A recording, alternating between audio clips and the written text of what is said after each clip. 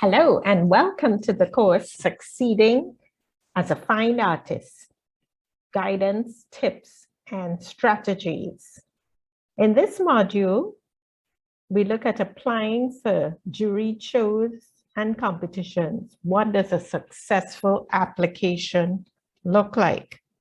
Applying to juried shows and competitions. So as an emerging artist, you want to get your work out there. You want to participate in shows with other artists so that everyone knows your work. How can you be successful at this? So we have a few tips in this module.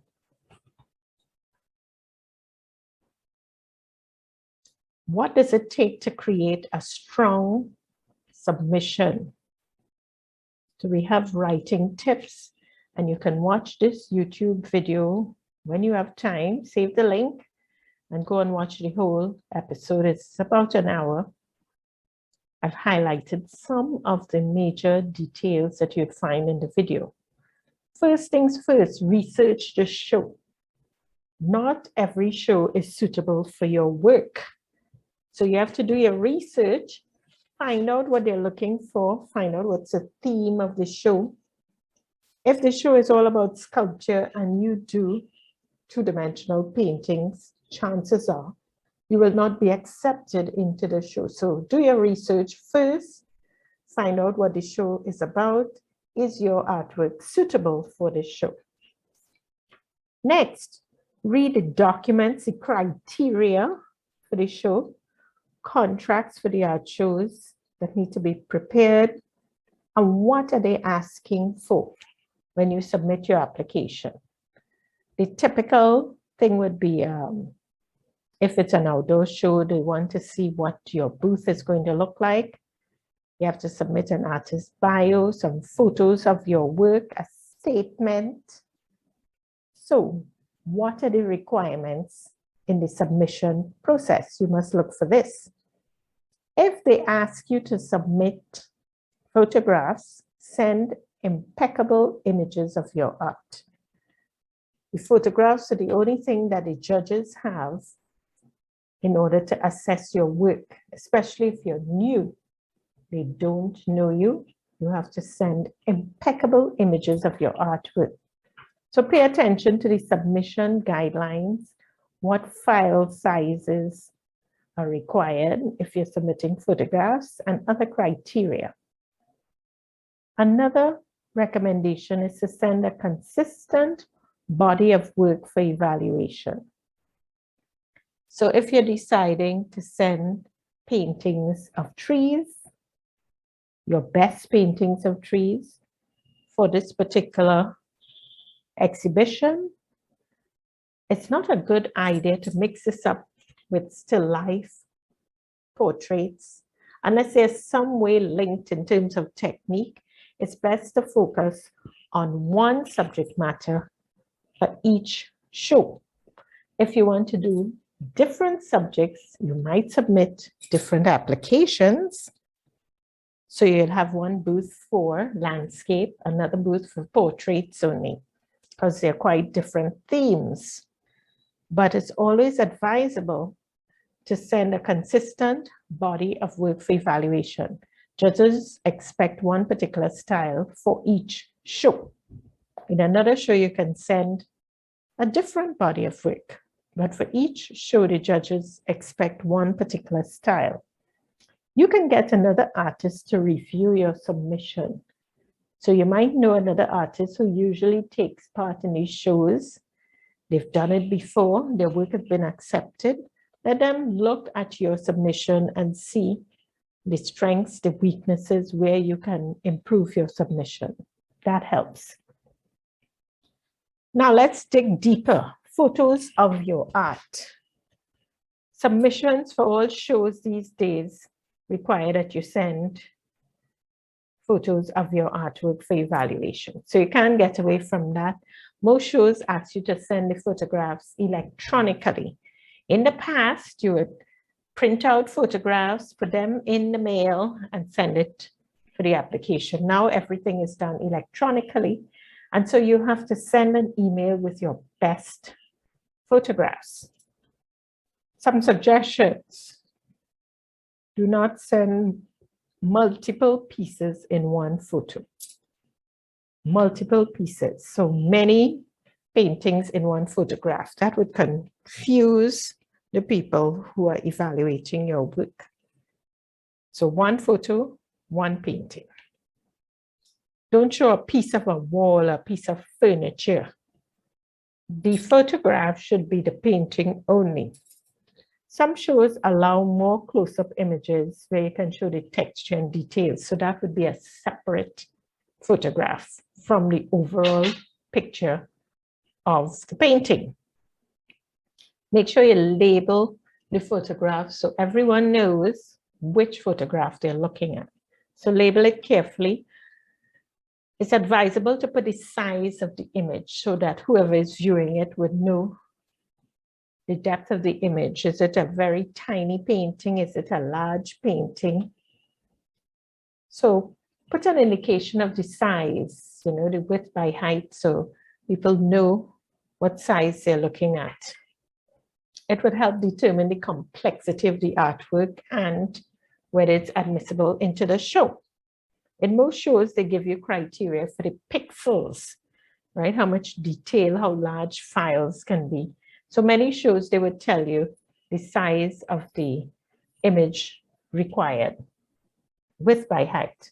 Pay attention to the submission guidelines. So that will guide you as to what to submit.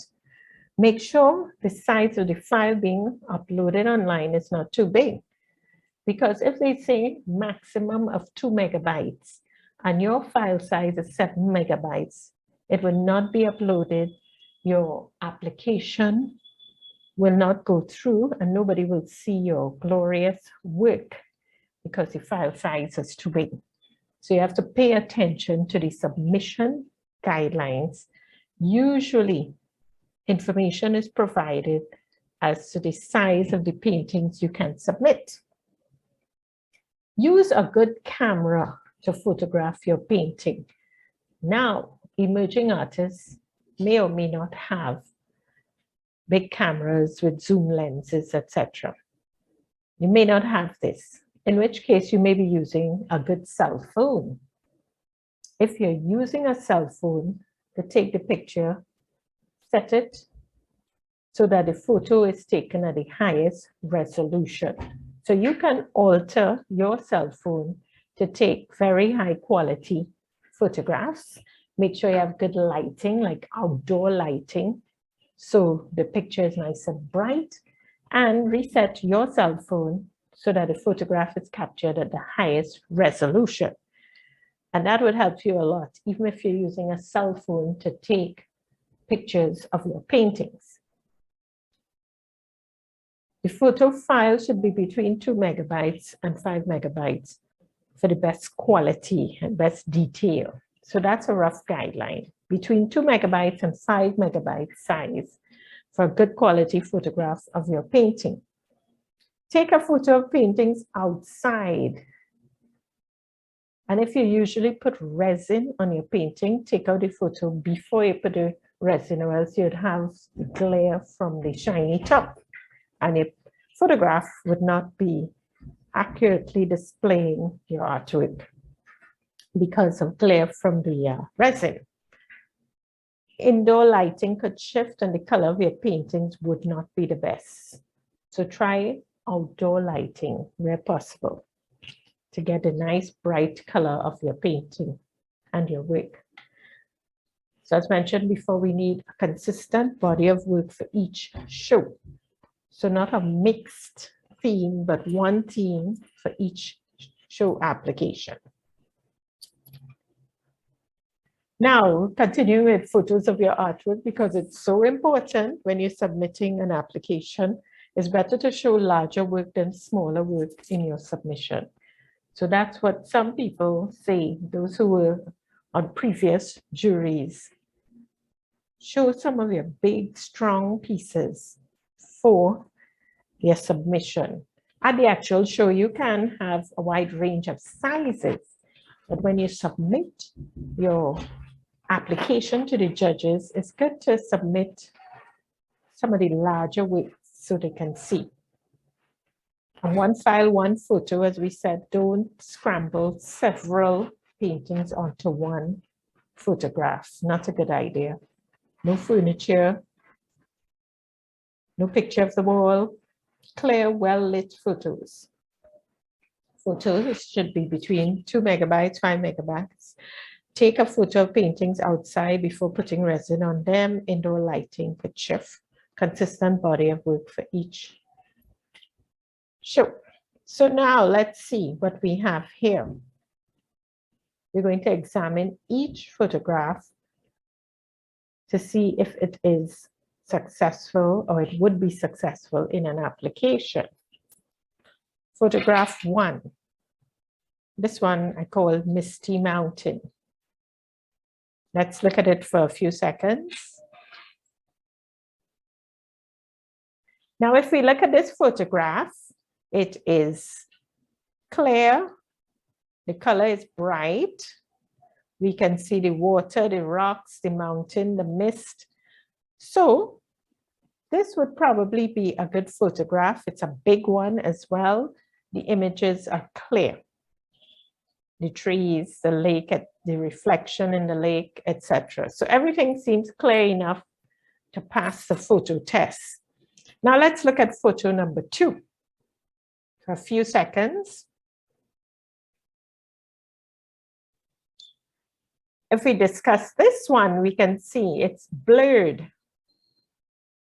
We can't see the feathers. It's supposed to be a feathered headdress, feathered backdrop, but it's quite blurred. The body is blurred, right? So this is not the best quality image to submit for a competition, right? Because it's just not clear. Photo number 3. This is a long photo. And look at this for a few seconds. What are we seeing here? We see 1, 2, 3, 4 different paintings. 4 different paintings in the same photograph.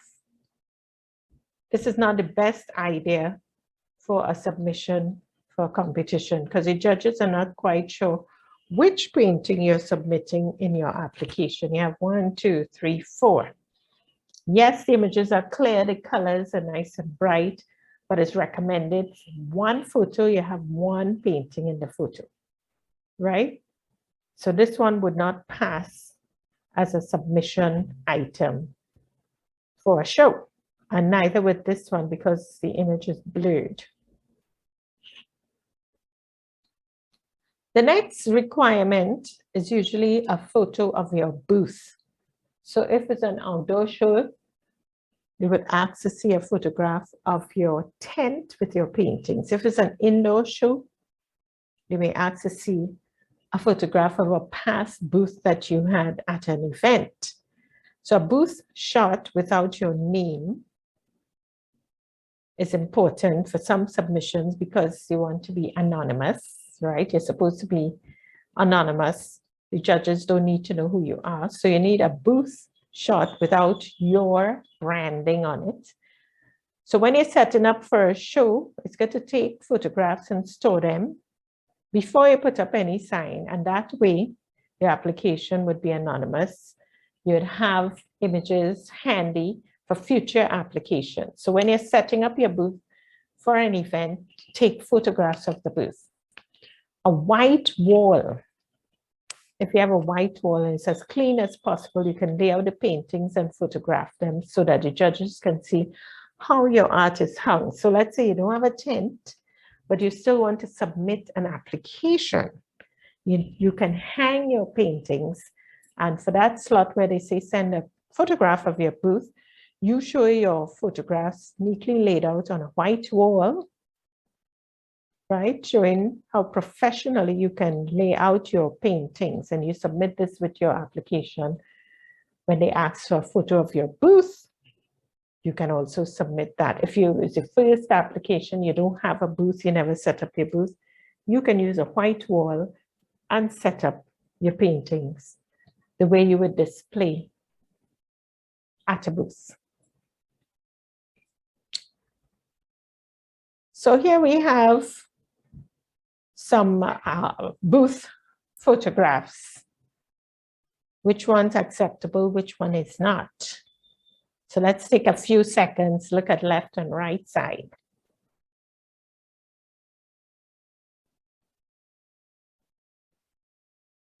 If we look at the booth setup on the left, the booth is dark, using a red tent top. So it changes the color of the paintings. You can see because it's red, the color of the paintings is subdued. So not a good setup here. There's also food on sale, jewelry, some prints. So it's a lot of other things going on here. But the main problem is that the tent is too dark to display the artwork. This one is a bit better because of the white tent and is neatly laid out. There's no art on the floor, like on this side. All the art is off the ground, enough space for the viewer to walk around to see the art. Right, the table is literally outside the tent. So there's enough space for the audience to walk around and view the art. So this is a better display. Here we have another comparison. So again, we have art on the floor, which is never a good thing. It should be off the ground on hanging mechanisms. So cables or fencing, some way to hang the art off the floor. Again, with the red tent sides, it changes the color of the painting. So not a good idea. Better to have white tent sides, white tent top. Makes the tent, it's supposed to make the tent brighter, and at least it does not change the color of the artwork. So that's more practical for displaying art. Okay, now another aspect of the application would be the artist's bio and CV, and the artist's statement. So usually in shows, we would ask for these: the artist's bio, CV, artist statement. The artist statement is written in the first person. I did this, I did that, I want this. So the artist statement talks about what inspires your work, what message would viewers get out of your work, what message would the judges take back, some important statement from your writing that they'll remember. What keeps you going back to the studio every day? What motivates you to paint? So information like this would be included in an artist statement written in the first person. I did this and I like that. The artist's biography now should be written in the third person. It's a little bit like your personal resume. So it talks about your background. She did this, or he did this. He was born here. He started painting at this age. So written in the third person, talks about your background, what shows you've been in, mention your most prestigious shows, if you've participated in shows in the past. It's an opportunity to put your best foot forward. Now, some applications limit the number of words. They may say do an artist bio of 150 words. So you have to choose carefully what you're going to say in the limited number of words. So some artist bios are unlimited, but with many online applications, they limit the number of words you can submit. So when you're doing your research of the show, you must be sure to follow the guidelines and submit only what is asked for. The artist's CV. Well, this is more detailed than the bio. So it talks about your art education, shows attended, whether it's solo shows or group shows, awards and distinctions. social media handles, your website. So all the information about your past art career would be included in the artist's CV. Now, we're going to do an exercise, writing an artist's bio, 150 words. So think about what you would say if you had to submit an application. Remember, the artist's bio is written in the third person. So your history as an artist. Then I'd like you to write an artist statement, 150 words, written in the first person. I am motivated by doing this. I like so-and-so. I tried this method, etc. So an artist statement of 150 words. And share your statements and bios if you're in a group or with another artist. So let's pause the tape for a moment and go ahead and write an artist statement and an artist bio.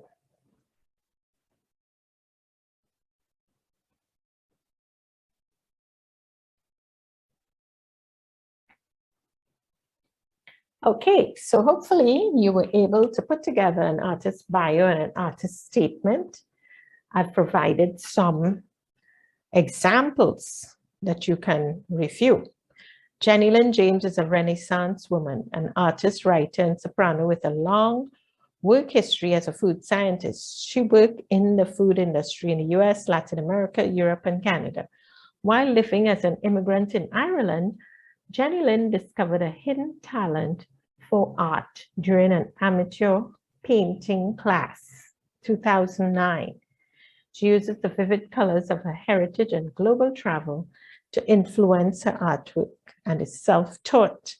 From childhood, Jenny Lynn played the piano and sang in large choirs. Her recent paintings focus on a passion for stage performance and capturing the joy of making music. Loose brushstrokes in acrylic portray the movement and expression of musical characters at live shows, creating the illusion of a big, rich sound. Her paintings are held by collectors in the United Kingdom, United States, the Caribbean, and Canada. So that is an example of an artist's bio written in the third person. So it depends on the submission requirements, the number of words that need to be used for the artist's bio. That will determine how long it should be. What about the artist's statement written in the first person? So here's an example. Since childhood, I have played the piano and sung in large choirs. My recent paintings focus on a passion for stage performance and capturing the joys of making jazz music. I use loose brushstrokes in acrylic to portray the movement and expression of musical characters at live shows, creating the illusion of a big, rich sound. This elation spreads to the audience, portrayed as animated dancers at each event, and also to the viewers who admire my paintings. So that's an example of an artist's statement written in the first person. I have some more examples. You can pause the tape and read them.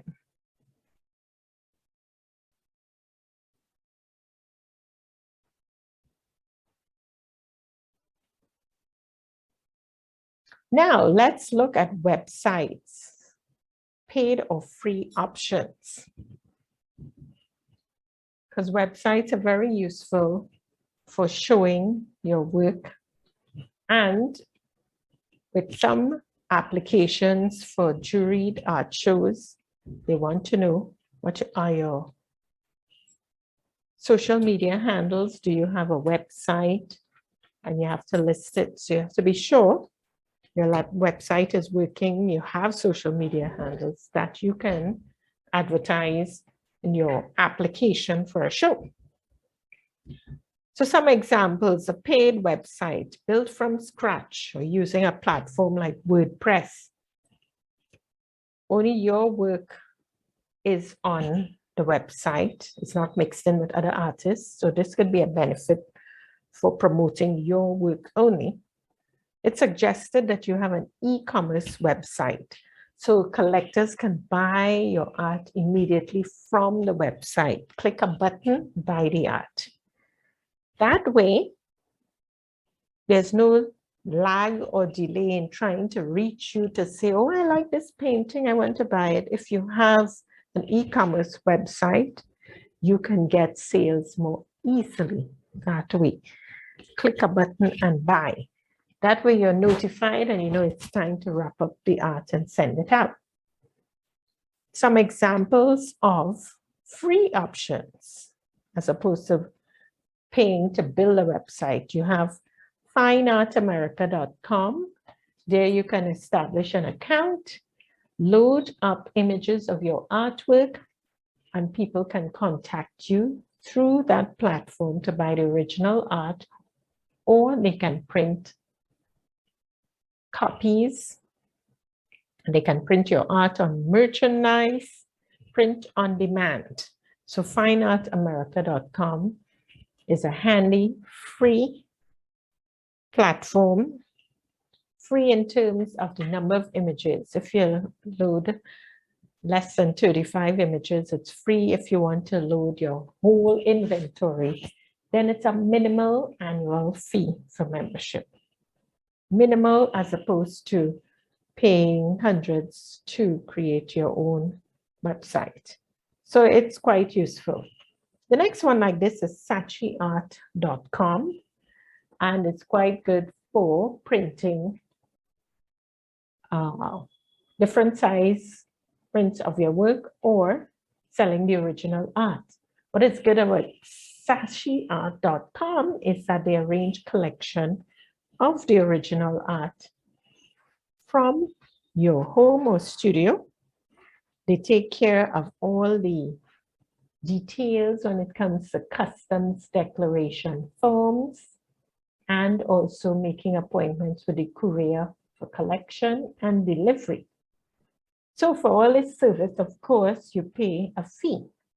So the painting will be sold for one price and Sachi Art collects money for their services. However, they do a great deal of marketing that maybe you cannot do, you don't know how to do, or you don't have funds for marketing. And so you benefit from the overall marketing that this company does for all their artists. And I saw quite a few paintings with sachiart.com, original paintings. Good service, lots of advice on how to wrap your art and ship it, etc. Another platform, shopify.com, you can put your work there and create an e-commerce website on that particular platform. So there are many options available, either free or inexpensive options for displaying and selling your work online. As I said before, it's always good to have an e-commerce website. Pros and cons of free websites. Free or easy platforms, easy to build. You just upload your paintings, the description, the prices, and you're ready right away. So ease of preparing an online presence. So sachiart.com offers this, Fine Art America as well.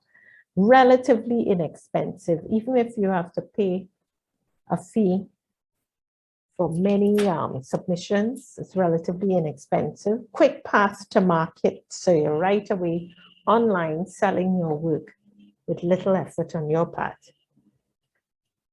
You benefit from prior knowledge of the past platform. Many people know these platforms. They trust them when it comes to selling art. So buyers know the platforms and they go there and look for artwork. Another benefit is sale of art on merchandise. Some people like functional art. They may not buy paintings, but they buy a t-shirt with your work, a coffee mug, a notebook, etc. So some people really appreciate functional art.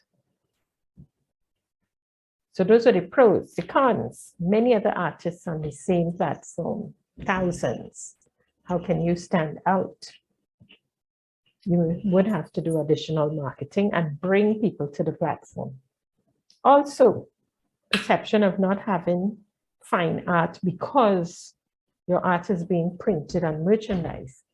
So some people are quite particular about putting art on merchandise. They don't think it's a good idea if you're a fine artist. So that's the perception.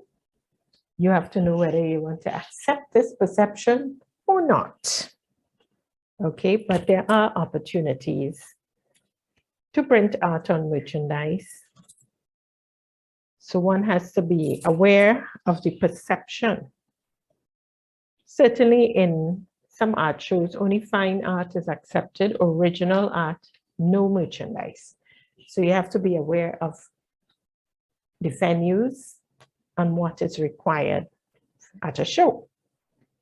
So in summary, you can show your art at a selection of venues, enter calls for artists, make sure you know the criteria required at the call for the artist and what the jury requires, whether it's great photographs, artist bio of a certain size, artist statements, CVs, a photograph of your booth. Okay, what is required when you answer a call to artists? So do your research, see if your artwork even fits the theme for the particular show. Having an e-commerce website is useful because once people make a decision to buy art, they just want to click a button. Nobody has patience to try and find you to ask if the art is available. It's good to have an e-commerce website. Joining art collectives and participating in events helps to promote your work, okay, because you have the collective audience to step on. Thank you so much for following this module. See you in the next module.